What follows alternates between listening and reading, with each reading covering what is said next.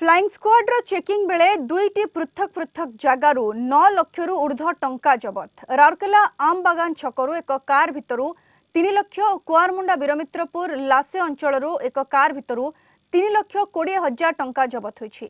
तेबे code of conduct नियम अनुसार जड़े व्यक्ति एते परिमाण टंका नहीं जाई परिबो नाही, तेणु टंका उद्धार परे तदंत कराଯାଇ घटनार अनुसंधान कराजिबो बोली राउरकेला तहसीलदार कहिसेंति। सेपटे एही टंका कोनोसी दलर अथवा व्यवसायींकर ताहा ए पर्यंत स्पष्ट होई नाही।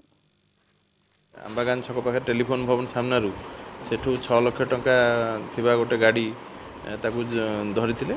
आ गोटे लासे छक वीरमित्रपुर कुआरमुंडा बॉर्डर पाखे सेठी 3 लाख 20 हजार 960 टंका सेटा आ गोटे गाड़ी भी धरा पड़ी एवं से लोकों को आमर रखिबार अरेस्ट करिवार कोनोसी प्रोविजन नाही, केवल टंका गुड़ाक जबत कराई सेटाक रखाई आम स्पेशल ट्रेजरी स्ट्रांग रूम रे।